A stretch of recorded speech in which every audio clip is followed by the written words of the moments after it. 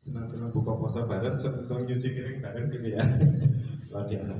Baik, sekedar pengenalan itu salah satu aktivitas kegiatan yang termasuk paling ikonik di Jogokarian, yaitu Kampung Permoto Jogokarian, yang setiap harinya itu kita menyajikan buka puasa itu sampai 3.000 porsi dalam bentuk piring gratis. Siapapun sakit datang silahkan menikmati.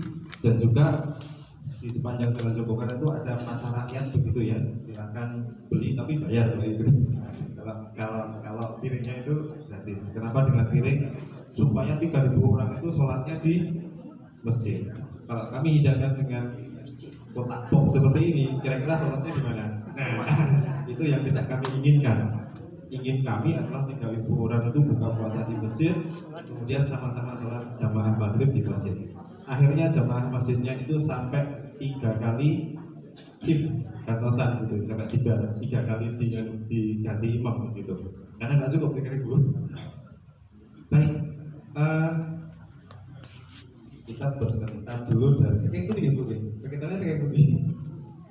Dari awal Jogokarian itu berdiri mesinnya tahun 66, kemudian terus berjalan gitu. Terus kalau sekarang Masjid Jogokarian itu sudah berapa tahun? 2003, 57 tahun. Menami yang ya, sudah setengah bayar ya. Maksudnya sudah setengah bayar.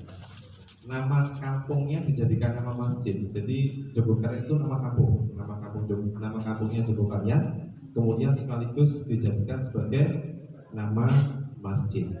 Sekaligus sebenarnya ini adalah penanda mana sih wilayah dakwah dari masjid yang bernama Jogokarian.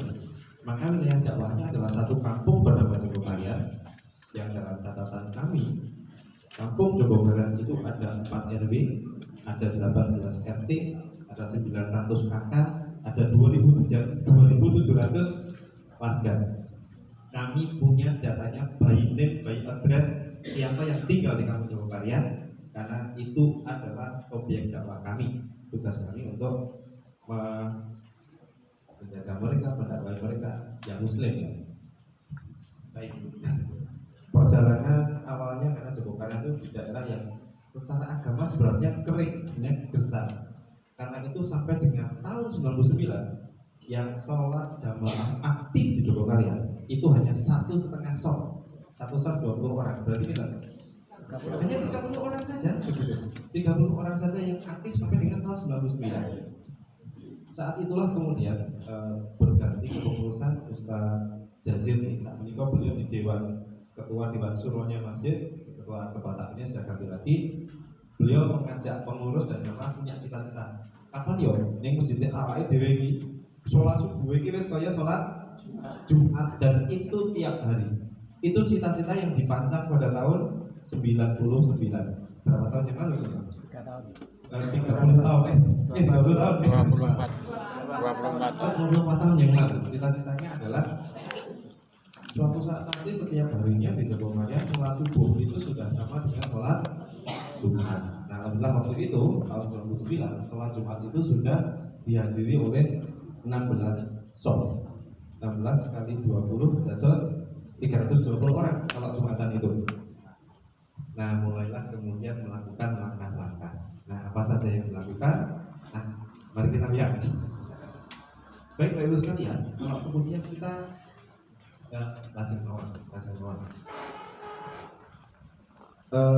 menjadi pengurus masjid, maka kita punya misi, kita punya tugas. Kita kembalikan kepada surat At-Taubah ayat 18, A'udzubillahi minasyaitonir rajim.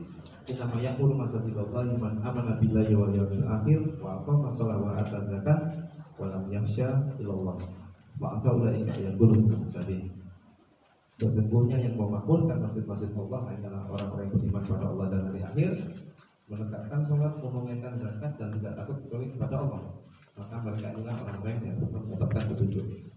Ini memberikan gambaran kepada kita. Misi kita kalau ngurusi masjid, pertama meneguhkan keimanan masyarakat. Yang kedua itu memobilisasi masyarakat senang sholat jamaah ke masjid. Menegakkan sholat itu ya orang yang sholat, tapi ayo jamaah bareng-bareng di masjid. Misi yang ketiga adalah mensejahterakan jamaah masjid. Kalau Dewan Masjid Indonesia DMI itu punya moto mensejahterakan, maka memakmurkan masjid dan dimakmurkan oleh masjid. Maka sesungguhnya ketika kita mengelola masjid, salah satu yang kita inginkan adalah seluruh jamaah kita itu sejahtera. Kita tidak boleh membiarkan ada di antara jamaah kita itu sampai nggak bisa makan gara-gara nggak punya duit, nggak punya beras. Kita tidak boleh membiarkan sampai ada di antara jamaah itu yang nggak bisa nyekolahkan anak-anak gara-gara nggak dapat bayar SPP.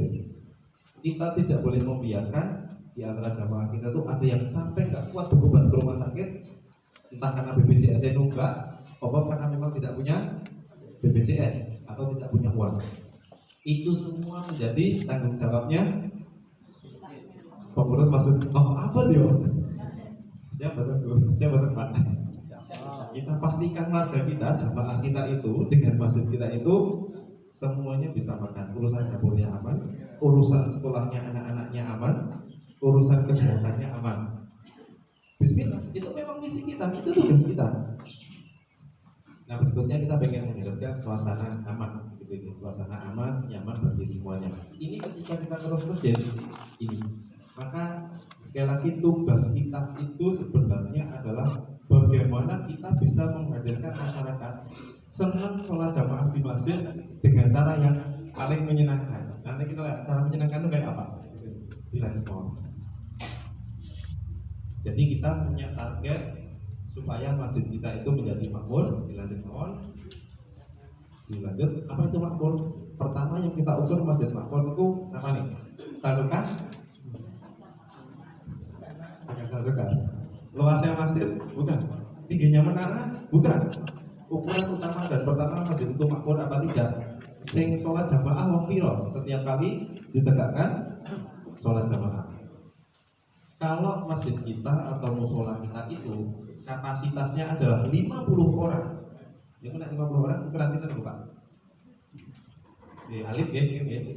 Ya berarti musola itu akan makmur atau masjid itu makmur kalau setiap kali dikumandangkan adzan kemudian ditegakkan sholat jamaah mesti 50 orang sholat di situ. Begitu. Kalau kapasitas masjid kita itu 300 orang, begitu ya. Maka masjid kita itu dikatakan makmur kalau setiap kali ditegakkan sholat itu yang hadir ya 300 orang itu, cukup lebih. Jadi ukuran pertama dan utama masjid ki makmur ora to? Nah, jamaah yang piro sing sergap sholat jamaah. Maka waktu itu kan cita-cita kami itu kapan ya subuhan di tempat kami itu sudah seperti sholat Jumat. Kenapa subuh? Karena Jogokara ini masjid kampung, ada di tengah-tengah kampung, ada di tengah-tengah warga.